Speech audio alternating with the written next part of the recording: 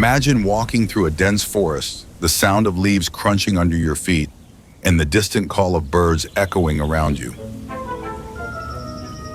Suddenly, you come across an exotic-looking plant with long, spiky leaves standing out among the thick vegetation.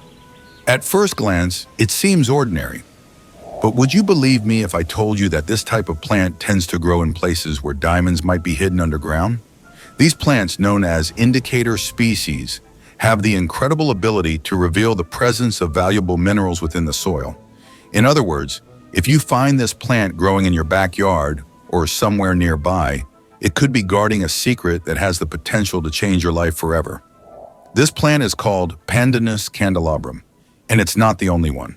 In fact, there are several others that act as natural indicators of diamond-rich soil, thriving exclusively in areas where kimberlite, a rare volcanic rock known for carrying high-quality diamonds, can be found.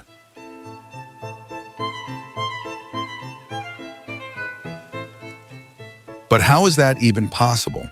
How could a simple plant help reveal the presence of one of the most valuable gemstones in the world? And more importantly, what are the other plants with this same incredible ability? Well, that's exactly what we're going to explore in today's video. You'll discover how nature itself can become a powerful ally in the quest for hidden treasures, learning how to identify these unique species and understand why they grow only in locations rich in rare minerals like diamonds. So get ready, because for the first time, you're about to see how our team of scientists here on the channel managed to combine botany, geology, and a real sense of adventure. The plants you're about to learn about could lead you to treasures beyond your imagination. And if you've ever dreamed of living a real-life Indiana Jones treasure hunt, this video is made just for you. But where did this brilliant idea of using plants to identify diamonds in the soil actually come from? It all started across the Atlantic, in the heart of West Africa, where dense tropical forests stretch over ancient lands shaped by geological forces that go back hundreds of millions of years. For decades, nothing seemed out of the ordinary, until one unassuming plant quietly caught the attention of the global scientific community. Its name? Pandanus candelabrum. The spiky, towering plant, with long blade-shaped leaves arranged in a spiral pattern much like a palm tree, had long gone unnoticed, blending in with thousands of native species in the region. But in 2015, something changed. Geologist and diamond expert Stephen Haggerty from Florida International University made a curious observation. This plant never appeared just anywhere. Every time it showed up, geologic surveys revealed a striking pattern. There was always a kimberlite pipe buried beneath its roots. Haggerty, who had previously worked with the United States Geological Survey and is recognized as one of the world's leading specialists in diamond prospecting, became intrigued by the frequency of this correlation. After many years of field research in Liberia, he finally confirmed the link between the Pandanus candelabrum and the presence of kimberlite, the volcanic rock known as the primary host for natural diamonds. It was the first time a plant had ever been identified as a direct bioindicator of kimberlite, and by extension, a potential guide to finding precious stones. Now, if you're not familiar with kimberlite, here's a simple explanation. These are funnel-shaped geological structures that originate over 150 kilometers deep in the earth. During rare volcanic eruptions, kimberlite pipes transport diamonds formed in the Earth's mantle all the way to the surface. They don't create diamonds themselves. They serve as natural elevators, carrying high-pressure carbon crystals upward until they cool and solidify near the crust. Over millions of years, these rocks break down, releasing trace minerals into the soil. And that's exactly the kind of soil that attracts the Pandanus candelabrum. As kimberlite decomposes, it enriches the surrounding ground with magnesium, potassium, phosphorus, calcium, and even nickel, nutrients that this unique plant thrives on. It doesn't just tolerate those elements, it depends on them. In ordinary soil, it simply won't grow. It's as if this species evolved specifically to survive in the same places where diamonds might be hiding. So this kind of behavior is very rare. Most vegetation adapts to a wide range of conditions, but Pandanus candelabrum has tied its survival directly to underground geology. That evolutionary decision makes it an incredibly powerful tool for geologists, explorers, and gemstone prospectors alike. After all, Locating a kimberlite body under layers of forest and soil is extremely difficult and expensive. But when a plant becomes a natural beacon pointing directly to a potential diamond deposit, everything changes. It's important to remember that kimberlite doesn't produce diamonds. It just transports them. These gemstones form deep in the mantle under immense pressure and heat, where carbon slowly crystallizes over billions of years. For these crystals to reach the surface, they need a ride. That ride comes in the form of a very specific and rare volcanic eruption that pushes up a column of kimberlite shaped like an inverted carrot. Once it reaches the surface, the rock cools, hardens, and eventually begins to erode, spreading valuable trace elements throughout the surrounding soil. And it's this mineral-rich ground, shaped by a unique geological process, that attracts Pandanus candelabrum.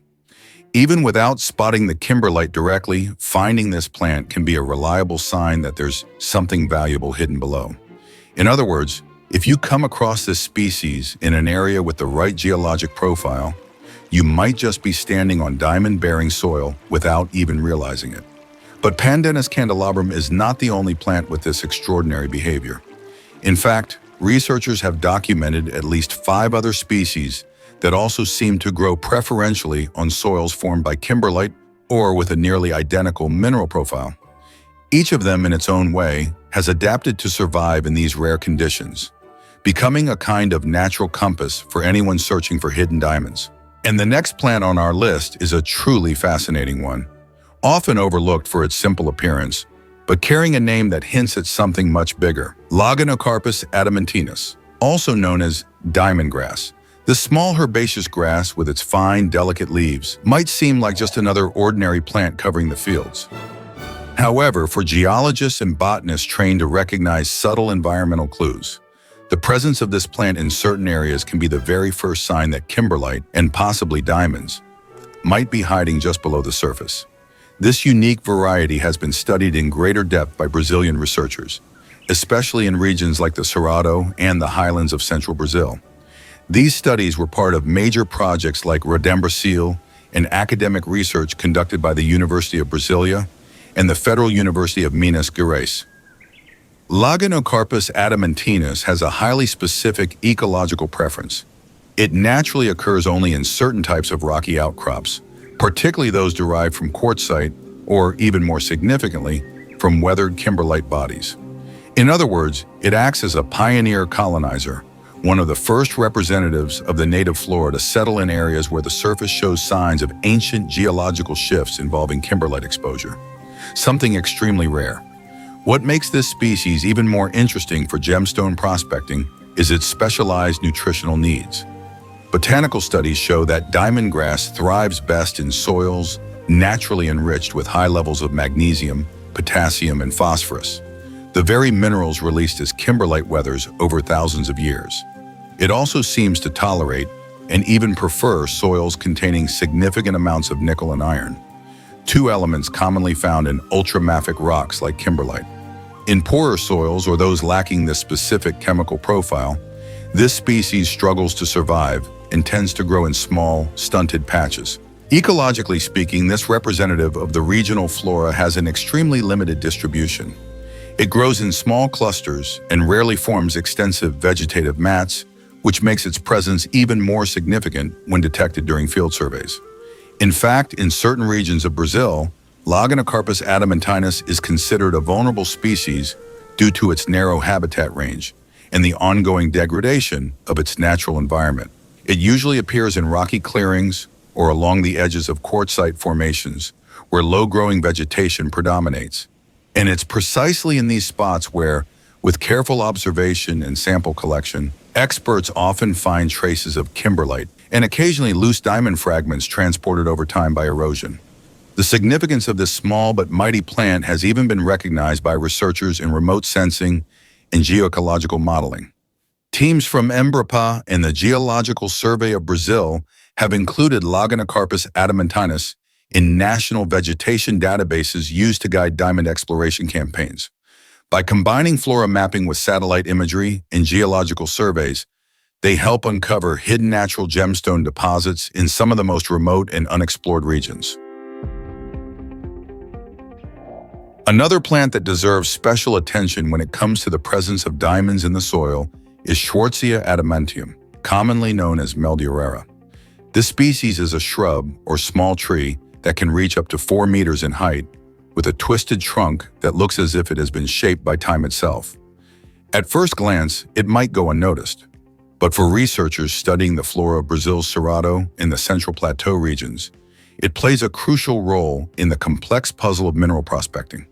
Studies conducted by botanists at the University of Brasilia and the Federal University of Goiás show that this plant tends to occur primarily in shallow, well-drained soils that are rich in minerals like magnesium and iron, the very same kind of soil that typically forms from the surface weathering of kimberlite pipes. Although Schwartzia adamantium is less selective about its substrate than Pandanus candelabrum, it still shows a strong preference for environments where these key nutrients are abundant. This behavior makes it a valuable indirect indicator for diamond exploration and geological investigations targeting kimberlite formations. Finding Meldorera alone doesn't guarantee the presence of diamonds. However, when this plant appears alongside other geological and botanical signs, it significantly strengthens the case for the existence of a nearby kimberlite pipe.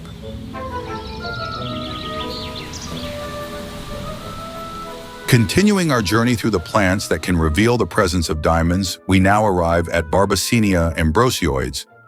At first glance, this small plant doesn't seem particularly remarkable.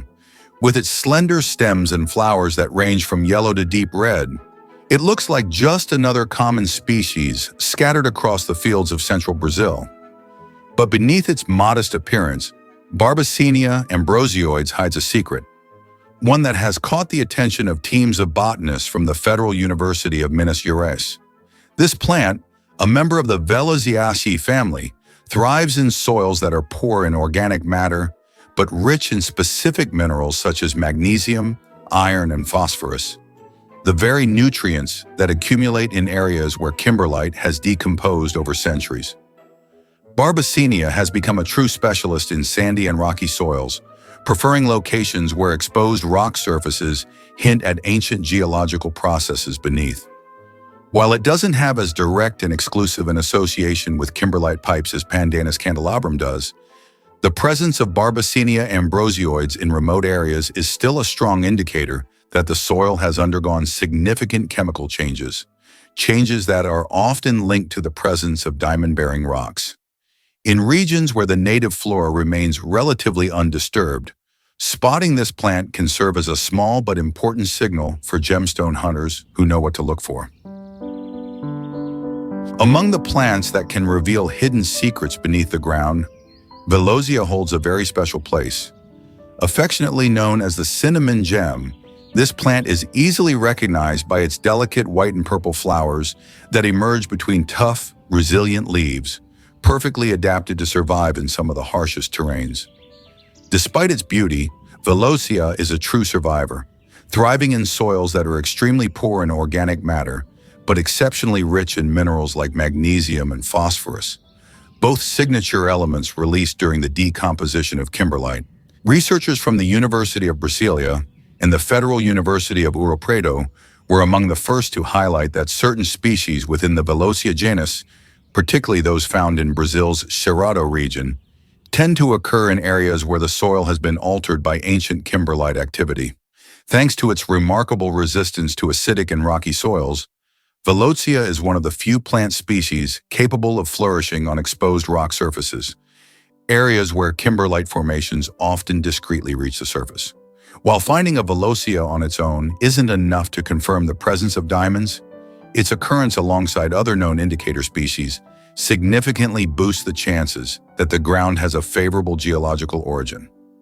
In regions where the landscape remains relatively untouched by human activity, spotting clusters of these resilient plants can be a silent yet powerful clue that valuable minerals and perhaps even natural diamond deposits are hidden just beneath the surface. Just like Norentea guianensis, a delicate-looking climbing plant with a surprising connection to diamond-rich regions. Often referred to as the diamond plant, this species features horizontal branches, reddish roots along the stem, and a tendency to spread across dry, rocky soils. While it's widely distributed throughout tropical areas of South America, in some locations its presence aligns closely with soils where kimberlite has already been confirmed. Unlike the other plants we've mentioned, Norantea guianensis doesn't rely exclusively on kimberlite-rich soils to thrive. Still, its vigorous growth in volcanic terrains or in areas with high levels of phosphorus and magnesium often raises eyebrows among experienced geologists. That's because it tends to show up in regions with the same chemical composition found in known diamond-bearing zones. Although Brazilian universities have led most of the published research on this species, Norantea guianensis has also appeared in botanical catalogs from the Royal Botanic Gardens in the UK and the Missouri Botanical Garden in the United States, mainly in studies related to biodiversity and ecological adaptation. Out in the field, the presence of this plant alone might not set off any alarms. But when it shows up alongside other diamond indicator species, it sends a clear message. It's definitely worth taking a closer look at the ground beneath your feet.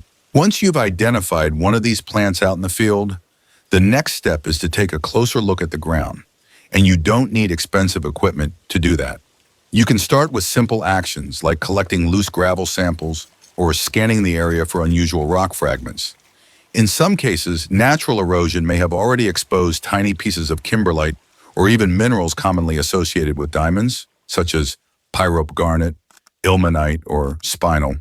With a bit of patience and a sharp eye, it's possible to find small crystals that were carried by time and water to riverbanks, hillsides, or open clearings.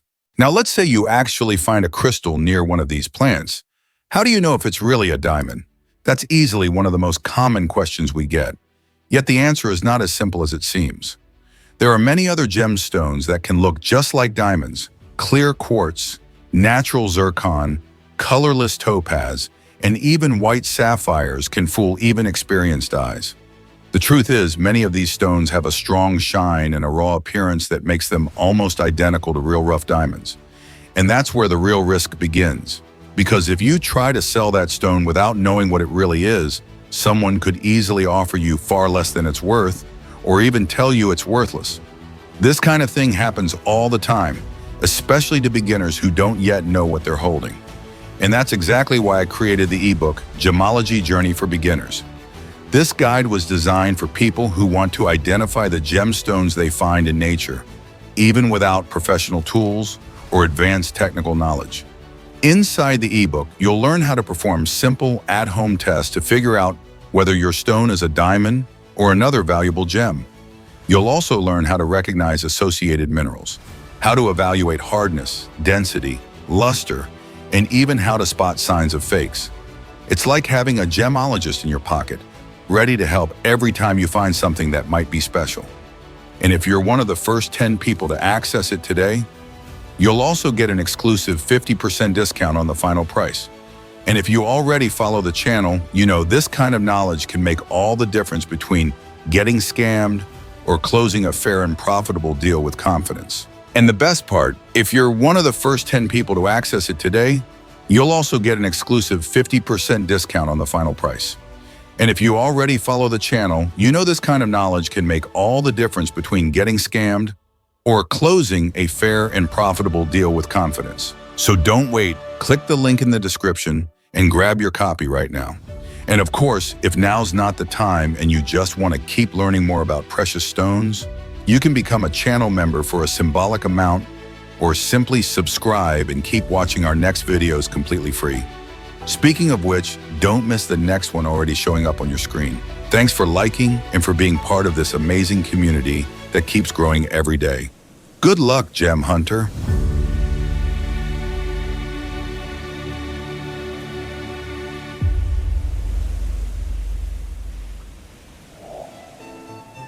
Everyone who has ever tried searching for gemstones in the ground eventually asks the same question.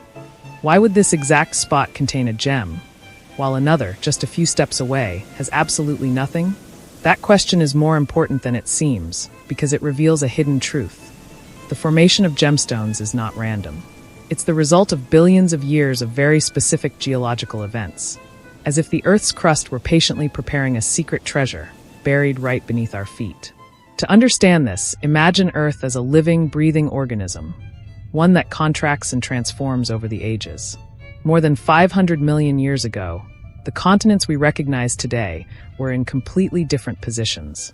Oceans covered what are now mountains, deserts were once seabeds, and some of the world's largest gem reserves only exist because tectonic plates violently collided, generating intense heat and pressure. These forces are exactly what create the two essential ingredients for gem formation: temperature and pressure. Without them, minerals like diamonds, rubies, sapphires, or emeralds could never take shape. The heat rising from Earth's mantle slowly alters the chemical composition of the crust, while pressure compresses atoms of carbon, beryllium, aluminum, and other elements until they crystallize into pure, structured forms. In other words, gemstones. But heat and pressure alone aren't enough. The soil also needs to be rich in the right elements. And that depends entirely on the origin of the region.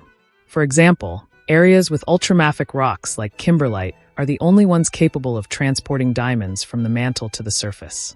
Emeralds, on the other hand, appear in collision zones between granite and schist rich in chromium or vanadium, a rare environment that only forms when specific magmas interact with metamorphic rocks. Here's another clue few beginners know. Gemstones rarely form in isolation. They usually appear as part of a complete geological system. If you find garnet, for example, there's a chance you're in an area that also holds sapphires or cordierite, since all those stones require similar pressure and temperature conditions to crystallize. That's why correctly identifying the minerals associated with a gem can drastically improve your odds of success. It's also essential to understand the importance of time in this process. The formation of a gemstone can take tens or even hundreds of millions of years. During that time, continents shift, seas advance and retreat, and erosion sculpts entire new landscapes. In some cases, gemstones formed long ago are transported by ancient rivers and deposited in places far from where they were born. That's why secondary deposits, like gravel in dry riverbeds or ancient alluvial zones, are so valuable to experienced gem hunters.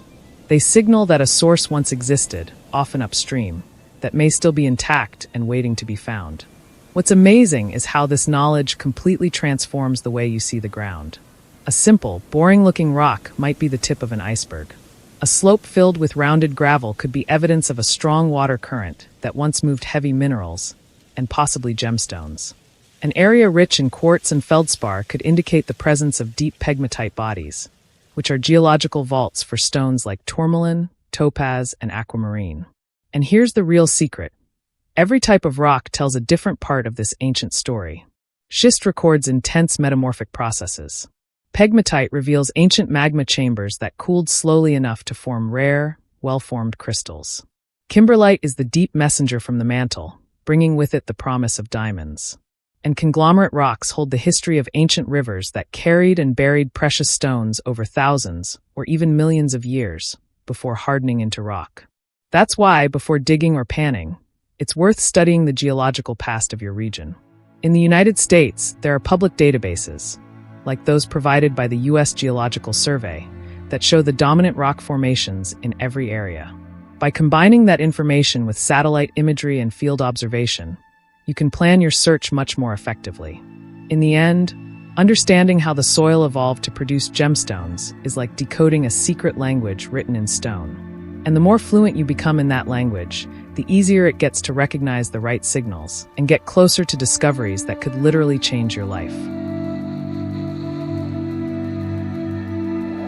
If you've ever seen a video where someone cracks open an ugly rock and reveals something sparkling inside, you probably felt that moment of surprise. How can something so ordinary on the outside hide a jewel within? Well, that's exactly what happens with some of the most underestimated rocks in the world of gem hunting. They carry, inside their structure, secrets that only reveal themselves to those who have learned to read the right signs. Let's start with a concept that can change how you see any landscape. Gemstones rarely appear alone. They are born inside other rocks, which act like a protective shell during the entire crystal formation process. These rocks are known as host rocks, and learning how to recognize them can make all the difference between finding something valuable or walking right past it without even realizing. One of the most important host rocks for those searching for colorful stones is pegmatite. From the outside, it might look like a basic light-colored block with scattered spots. But when you take a closer look, you'll notice its crystals are much larger than those of ordinary granite. And here's the crucial detail. The slower the magma cools, the more time the crystals have to grow. And it's precisely inside these slow cooling chambers that tourmaline, topaz, beryl, aquamarine, and even rare stones like spodumene are born. But pegmatite isn't the only one. Other rocks like schist, conglomerate, and vesicular basalt are also known to host gemstones. Schist, for example, is a metamorphic rock formed under intense heat and pressure. Its layered appearance, similar to the pages of an old book, tells a story of geological transformation. And it's not uncommon to find garnets, kyanite, andalusite, or even small sapphire crystals embedded between its layers. Conglomerate rock is formed by fragments of various other rocks and minerals that get cemented together over time. When this mix occurs in areas rich in heavy minerals, the result can be surprising. Secondary deposits of diamonds, zircons, spinels, and other crystals that were transported and concentrated by flowing water. Vesicular basalt, on the other hand, is a volcanic rock. With its internal cavities caused by gas bubbles escaping as the lava cooled, it can hide small geodes, hollow structures that, when broken open, reveal quartz, amethyst, or even sparkling calcite crystals. Imagine walking through a field of dark, volcanic rocks without realizing that some of them contain microscopic caves lined with gemstones. And here's the most important point. These rocks rarely stand out at first glance. They can look dirty, cracked, dull, or even unattractive. That's why so many gem hunters walk right past them. The secret lies in training your eyes to spot patterns, textures, subtle color changes, hints of shine, or unusual formations. A green patch inside pegmatite could be tourmaline. A bluish streak in schist might be kyanite. A glassy shimmer inside conglomerate might be raw zircon. And a hint of violet inside a volcanic cavity could be an amethyst taking shape. This is where knowledge puts you ahead. Because contrary to popular belief, finding gemstones doesn't require luck, it requires method. And knowing how to recognize host rocks is one of the most strategic steps in the entire journey. It's like each rock type is a locked chest with a hidden code. If you learn how to read the signs, you'll know exactly where to break, where to dig, and where to focus your efforts. Here's a practical tip. Always carry a small rock hammer or a lightweight mallet during your explorations. And when you find a promising rock, don't hesitate to test it. Break off a small piece and observe the inside texture. Look for colorful veins, crystalline bubbles, or faint reflections. Sometimes, a tiny exposed fragment is enough to completely change your perception of the site. As we've shown in other videos on this channel, some of the most valuable discoveries started with a rock no one paid attention to.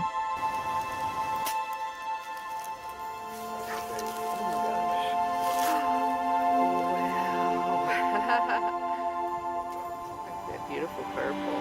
My goodness. Finding a gemstone in nature might seem like a stroke of luck, and to some extent, it is.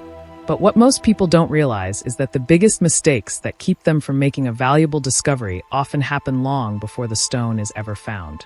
They're small actions, overlooked details, and poorly thought-out decisions that, if avoided, could dramatically increase your chances of success.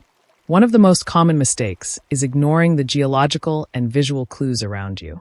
Many people walk along trails, slopes, and riverbanks looking for something shiny, but forget that gemstones rarely stand out on their own. They usually appear alongside indicator minerals, host rocks, and natural patterns in the terrain that point to their origin. When someone overlooks this, they end up searching in the hardest way possible, and almost always go home empty-handed. Another frequent mistake is discarding stones based on their outer appearance. As we've mentioned before, many rough gemstones look dull, irregular, or even unattractive on the outside. A diamond might look like nothing more than a cloudy pebble, and a yellow topaz could easily be mistaken for ordinary quartz. If you collect only the most visually appealing stones, you might end up throwing away something that could be worth hundreds, or even thousands of dollars. A mistake that almost no one talks about, yet it affects many beginners, is trying to clean stones with chemicals or abrasive tools. Steel brushes, sandpaper, vinegar, bleach. All of these can cause irreversible damage to a gemstone's surface. Some stones are highly sensitive to acidity, others will crack from heat, and many lose their natural luster if scrubbed too harshly. The ideal approach is to use only running water, a soft toothbrush, and maybe a bit of neutral soap. What seems like a harmless attempt to make the stone look better can end up destroying key features that would help with identification or increase its value later on. Another widespread problem is believing in generic information or myths from the internet. For example, if it scratches glass, it must be a diamond. This claim is extremely misleading.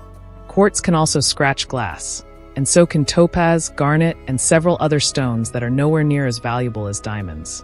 We've seen people find a natural zircon, a rare gem, and toss it away thinking it was just melted glass. So always be skeptical of overly simple tests, and make sure to cross-check your information with reliable sources. One mistake that might seem harmless but actually has a big impact is failing to document where the stone was found. Knowing the exact origin of a mineral is essential for confirming its authenticity and increasing its value. In some cases, just the fact that a crystal came from a region known for emeralds, sapphires, or diamonds is enough to spark the interest of collectors and buyers. Whenever possible, write down the location, the soil type, nearby rocks, and any other relevant environmental details. Photos of the site are also incredibly helpful. And finally, there's one quiet mistake, maybe the most limiting of all: giving up too soon. Many people start out excited, go on 1 or 2 hunts, don't find anything, and quit. What they don't know is that even experienced gemstone hunters can spend weeks or months searching before finding something truly valuable. It's a game of patience, persistence, and learning. Every stone you analyze, even if it's not a gem, teaches you something new. Every failed attempt sharpens your perception, your intuition, and your ability to recognize what really matters. Avoiding these mistakes won't guarantee you'll find a sapphire tomorrow, but it does guarantee that if it crosses your path, you'll recognize it, and you won't throw it away thinking it's just another worthless rock. That's the real difference between someone who simply collects stones and someone who uncovers treasures. Now that you know the most common mistakes, maybe your greatest advantage isn't luck, it's knowledge. And the more you learn, the better prepared you'll be for the moment when nature decides to reward you with something truly valuable. At first glance, the idea that animals could reveal where gemstones are hiding might sound like just another prospector myth or an exaggerated story told around a campfire. But the truth is, science has already confirmed it. Certain animals are excellent allies in mineral exploration. And in some cases, these small underground diggers are helping researchers and gem hunters discover stones that might have gone unnoticed for years, or even forever. It all begins with a simple but powerful fact. Some animals live in direct contact with the underground world. They dig tunnels, build nests, forage for food or shelter, and in doing so, they end up bringing fragments of rocks and minerals to the surface. Fragments that were buried 2, 3, or even 5 meters deep. And here comes the first surprising fact. In areas where the soil is very compact, digging to those depths manually can take days or require heavy machinery. But a group of armadillos or moles can do that same job in just a few hours and leave the fragments right out in the open. In the United States, this phenomenon has been studied in states like Arkansas, Colorado, and Wyoming, regions known for occurrences of kimberlite, pegmatite, and other geological formations that host diamonds, topaz, and garnet. In these areas, researchers from the Colorado School of Mines and the University of Arkansas have analyzed freshly displaced soil from burrowing mammals and found typical indicator minerals associated with gemstones, such as ilmenite, spinel, pyrope, and zircon.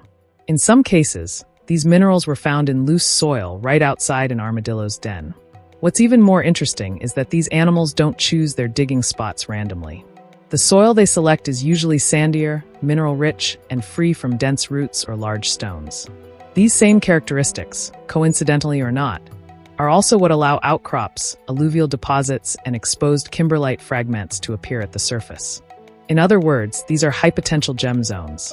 Another curious example involves termites. Yes, even termites can become allies in the search for precious stones. In regions like the southern United States and parts of Texas, scientists have discovered that old termite mounds accumulate small amounts of rare minerals brought up from underground. The explanation is simple. As termites dig and expand their colonies, they carry particles and grains of heavy minerals from several inches, or even meters, below the surface. When these termite mounds are analyzed in a lab, they often reveal minerals that only exist in soils altered by deep geological activity. Unsurprisingly, researchers in Australia and Africa have used the same strategy to locate gold and diamonds in dry, barren regions where visible clues are almost non-existent. In those places, the method already has a name: termite bioprospecting, and it's proving to be incredibly effective. But how does this apply to you, someone just beginning to explore land for gemstones? It's simple. The next time you're hiking in a remote area, pay close attention to signs of termite mounds, fresh soil piles next to holes in the ground, and animal burrows. If you spot any of these signs, stop and examine the soil nearby. Look at the color, texture, and whether there are visible rock fragments. If you have a sieve or a magnifying glass, use it.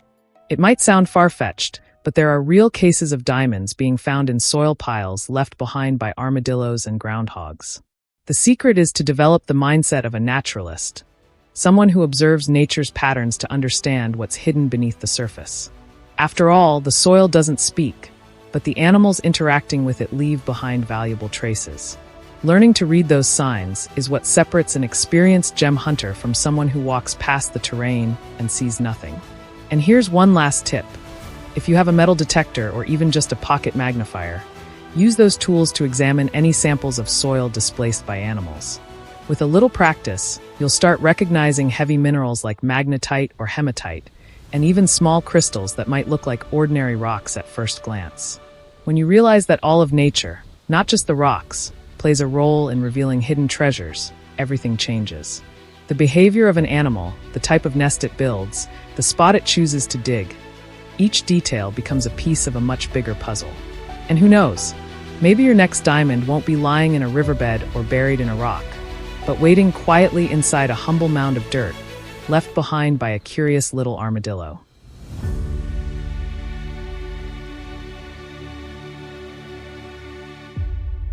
Most people think of rivers as a constant flowing, changing, maybe flooding once in a while, but always returning to the same path. But geologists know something different. A river isn't static. It evolves, it moves, it erodes, deposits, cuts, curves, dries up, and reappears elsewhere.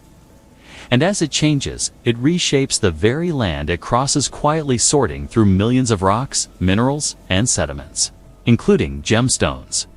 To understand how this works, you first need to see a river not just as a body of water, but as a natural conveyor belt. A system that moves material from high ground to low ground over centuries, breaking down mountains grain by grain and depositing them downstream. And in this endless cycle of erosion and sedimentation, rivers do something incredibly valuable for gem hunters. They act like natural concentrators. Let's start at the source. High up in the hills or mountains, rivers begin as small trickles. These headwaters are powerful in a geological sense because they erode bedrock directly. If that bedrock contains pegmatite veins, hydrothermal fractures, or metamorphic belts with embedded gemstones, the river begins collecting fragments of those rocks right at the start. Larger stones roll downhill, smaller ones are carried in suspension, and the lightest particles, clays and silts, float farthest. Now, here's the key. Heavier materials like gold, garnet, zircon, and diamond don't travel very far. They're dense. And because of that, they get deposited in specific spots called trap points where the current slows down. These points can form behind large boulders, inside bedrock cracks, at the bottom of waterfalls, or along the inner curves of riverbeds. Over time, as the river changes its shape, forming new meanders, cutting deeper channels, or drying up entirely, those trap points can become buried, fossilized, or exposed. Some of the richest alluvial deposits in the world were formed this way, often hidden just below a thin layer of modern soil or gravel. Think about that for a moment. Every curve a river makes, every drop in velocity, every seasonal flood, it's all part of a sorting system that silently separates gemstones from worthless debris. But it gets even better, because rivers don't always stay in the same place. Over centuries or millennia, rivers abandon their original paths and carve new ones, especially in flat or semi-arid regions. These abandoned paths are called paleocanals, and they're like ghost rivers, full of hidden treasures. Some of the most significant diamond discoveries in Africa's south, America, and even the United States have been made in dry, paleocanals where the current vanished thousands of years ago, but the heavy minerals remained buried under layers of silt and sand. In Arkansas, for example, old stream systems associated with volcanic pipes carried diamonds from kimberlite eruptions into nearby valleys. When those rivers shifted or dried up, the diamonds stayed behind. Today, careful digging in these paleocanals has led to surprising finds even in areas that look completely unremarkable on the surface. But this process isn't just ancient, still happening today. Modern rivers continue to sort and concentrate minerals, especially in regions with steep gradients and rocky beds. If you've ever seen a gold prospector swirling gravel in a pan, that's exactly what the river was doing before they got there. And it works the same for dense gemstones like garnet, spinel, sapphire, zircon, and peridot. Now here is a little-known trick. Look for benches flat terraces alongside a current river that sits slightly higher than the active channel. These terraces are often remnants of older riverbeds, abandoned during flood events or long-term erosion. They can hold ancient concentrations of heavy minerals that are now safe from being washed away. In many cases, these high benches contain richer deposits than the current stream. Another key concept is the confluence zone where two rivers or creeks meet.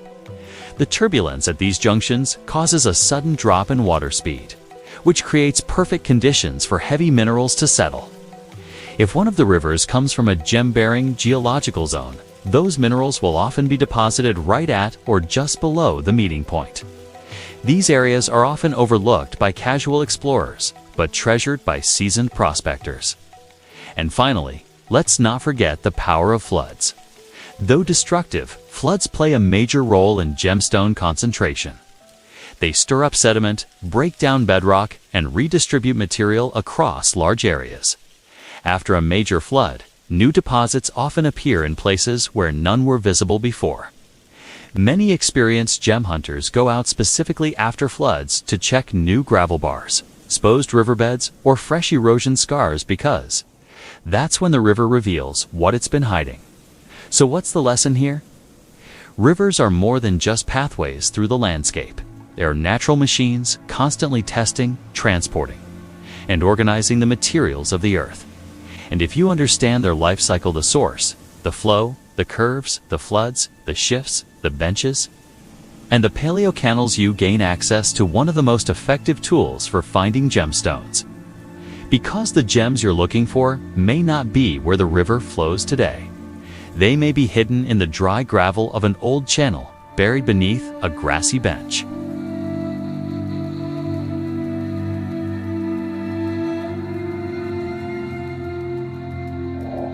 Sometimes, the most important clue isn't found in the rocks or in the riverbed. Sometimes, it's passed down in a whisper, in a story told by a grandparent, in the strange name of a mountain, or in the way local people talk about a patch of land they never dared to dig. Because long before we had satellite maps, geological surveys, and mineral charts, we had something else: stories. And some of those stories, as unbelievable as they may seem, are rooted in real geological truth. Across the world, from the American backcountry to the mountains of Asia, myths and local legends have pointed the way to some of the most remarkable gemstone discoveries ever recorded. Let's begin in the United States. In North Carolina, there's an old tale told by settlers about glowing red stones found in the streams of the western mountains. For decades, people thought it was just a story until someone finally followed it. They discovered garnets, corundum, and even rubies scattered in the gravel beds, exactly where the legend had said they would be. Turns out, the red glow was just the way light hit the crystals in the water at sunset. What began as folklore led to real gem discoveries that continue to this day.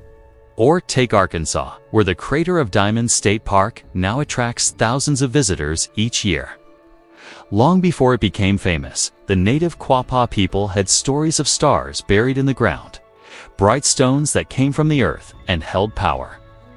Some thought it was metaphor, others thought it was myth.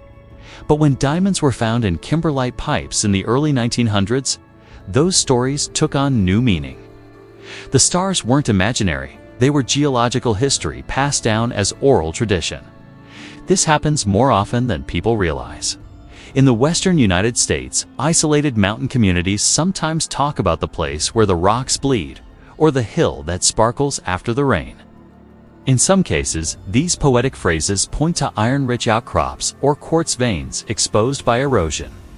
In others, they hint at former hydrothermal zones rich in tourmaline, garnet, or even topaz. Local words may not be scientific, but they often carry geological fingerprints encoded in metaphor and memory. And it's not just in the US, in Brazil. Legends of the Mountain of Fire led explorers to the rich topaz fields of Ouro Preto. In Sri Lanka, stories of cursed rivers that swallowed light turned out to describe gem-laden streams filled with blue and pink sapphires. In Ethiopia, villagers spoke of valleys where the earth weeps color during the rainy season. When geologists arrived years later, they found veins of opal and bright nodules of silica just below the surface. These aren't coincidences. Many legends begin with a kernel of truth, a glint of color in the water, an unusual rock on a hill, or a generational memory of something that once held value. Over time, the facts become stories. The stories become songs. And the songs become part of the land. But if you trace them carefully, if you listen, not just with your ears, but with your geological curiosity, you will find that some of the most incredible gemstone clues were never written in books. They were carved into culture. Of course, not every story is true. Some are just old dreams. Others were invented to keep people away. But even then, they can still point to something important. A site someone tried to protect. A region with strange soil. A location where gold was once panned, but never fully explored. In many small towns across America, you'll hear people talk about the place where Old Man Johnson found something shiny, or the ridge that never grew trees again after the lightning strike. These stories might sound like gossip, but to a gemstone prospector, they're potential leads, clues waiting to be verified. And in many cases, they match up with known fault lines, volcanic remnants, or zones of high-pressure metamorphism. So how do you use this in your own journey? Start by listening. Talk to locals. Ask about the names of rivers, hills, or valleys. Pay attention to patterns in old folk songs or native place names. If a stream is called Crystal Creek or Devil's Ridge or Bright Hollow, ask why. You might hear a strange story, but behind that story could be a hidden pegmatite, a fractured schist outcrop, or an abandoned mine where garnets once shined in the sunlight. Combine that with what you've learned so far: geological maps, watercolor changes, mineral indicators, and topography. Suddenly, the legend becomes part of your field toolkit. Because while science is essential, intuition matters too. And the people who walked this land before us, even without formal training, often noticed what others ignored. They saw the ground change. They felt the weight of a heavy stone.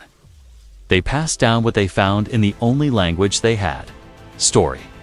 So the next time you hear a strange tale about a hidden treasure in the woods or a cursed hill where nothing grows, don't laugh. Don't dismiss it. Look deeper. Ask questions. Cross-reference it with maps, rocks, and river paths. Because sometimes the past knows something we've forgotten. And the gemstone you've been searching for might not be in the ground. It might be hidden in a legend, waiting to be believed again. Now that you've learned how to spot the most common gemstone hunting mistakes, it's time to flip the coin and see the other side of the story. Because yes, there are real documented cases of everyday people, families, kids, amateur collectors, who discovered incredible treasures in places no one else paid attention to. And these stories are more common than you might think. Some changed people's lives forever, others made headlines around the world, but they all have one thing in common. They started with someone who decided to take a closer look at the ground beneath their feet. Let's begin with one of the most famous cases in the US. The family who found a 9-carat brown diamond at Crater of Diamonds State Park in Arkansas. This park is known for allowing anyone to search for diamonds and keep what they find. That's exactly what happened in 2020 when Kevin Kennard, a bank manager, was casually walking through the park. He spotted a stone with an unusual look, smooth and slightly metallic, and decided to have it analyzed. The result? A 9.07 carat brown diamond, the second largest diamond ever found by a visitor at that site. Experts estimated the polished gem could be worth over $50,000. The best part?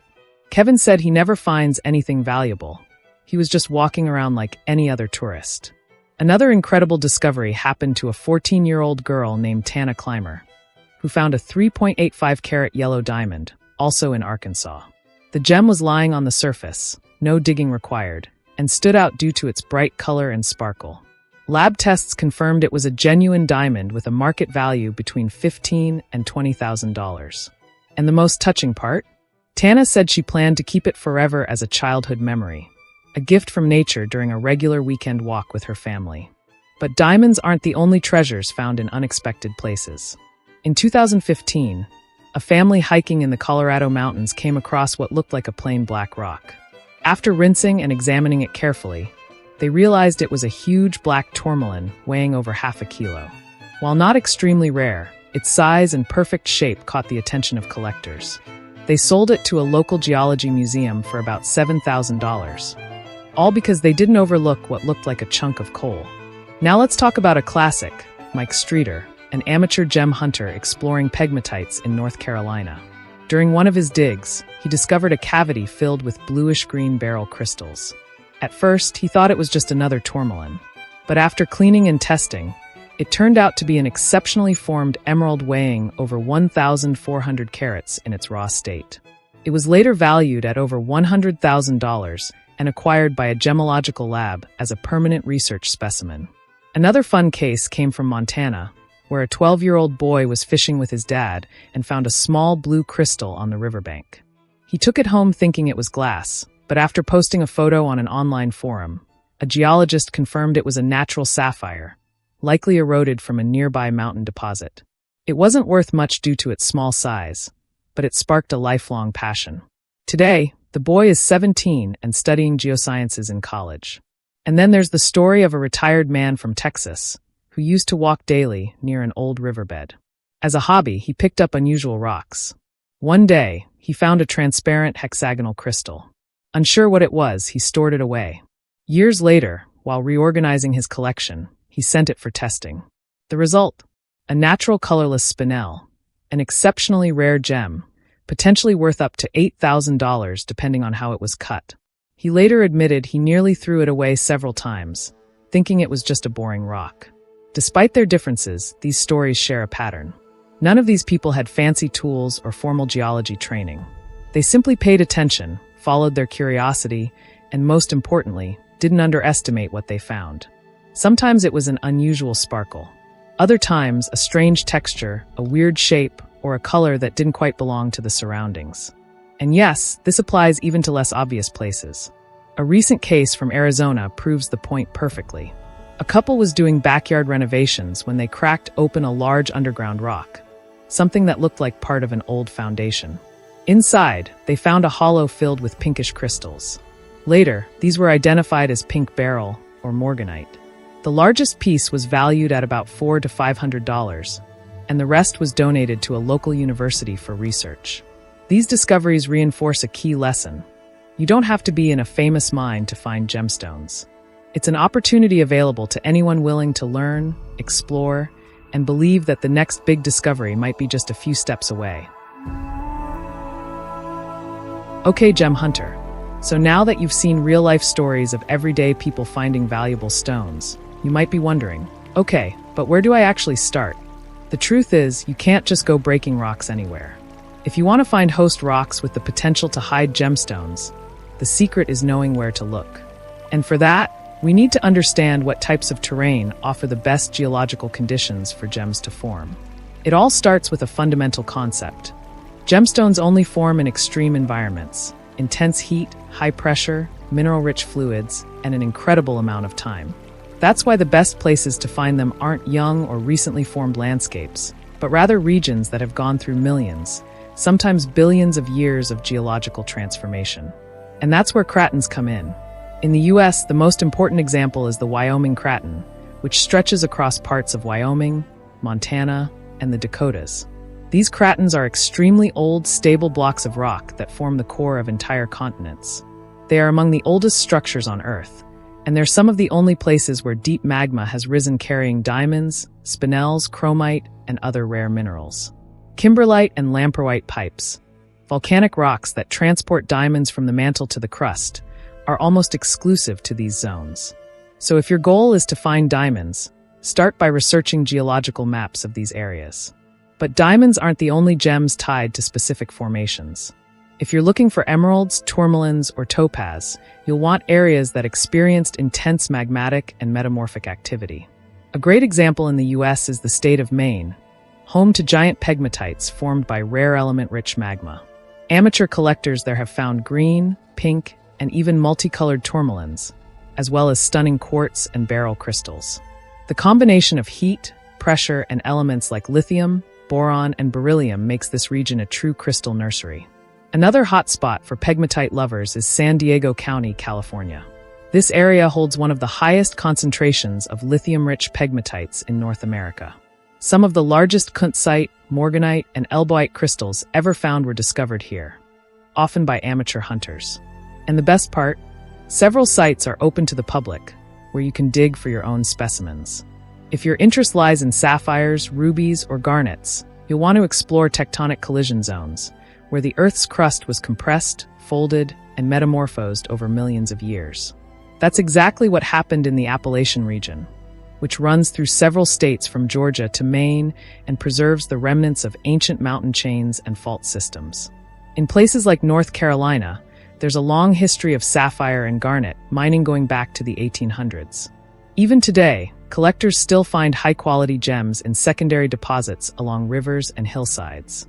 Another promising area is the southwest U.S., especially in New Mexico, Arizona, and Utah.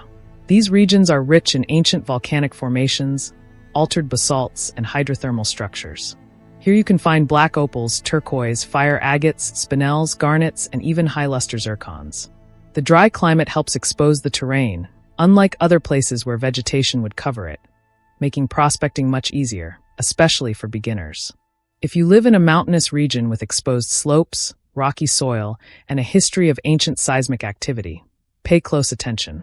These are signs of metamorphic processes and structural deformation, meaning a higher chance of finding schist, gneiss, and other rocks that may contain beryl, kyanite, andalusite, or even emeralds near pegmatite contact zones. Colorado and Idaho are classic examples of this kind of terrain, and both are popular destinations for gem hunters. A practical tip to check your area's potential is to look for old mining sites or past exploration projects. Places that once attracted mining companies, whether for gems or other minerals, usually have interesting geological structures. Even if commercial mining failed, the leftovers might still be accessible for patient amateurs. Many casual collectors have found valuable stones in tailings or off-site areas near abandoned mines. Another powerful strategy is to search for geological intersections, where two distinct rock types meet, like where a granite body presses against a metamorphic formation. These contact zones are famous for creating localized pressure and hydrothermal veins rich in minerals. Many of the world's best emerald and tourmaline mines were discovered in exactly these transition zones between two geological worlds. And finally, here's a tool most people overlook, but it could make all the difference: public geological maps.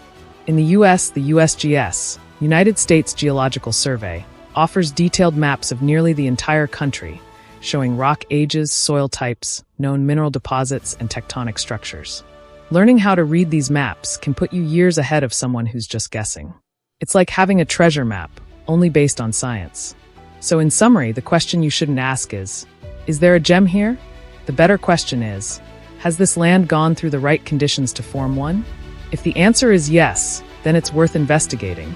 Because contrary to what many people think, most major discoveries don't begin with a gem in your pocket. They begin with the right ground beneath your feet.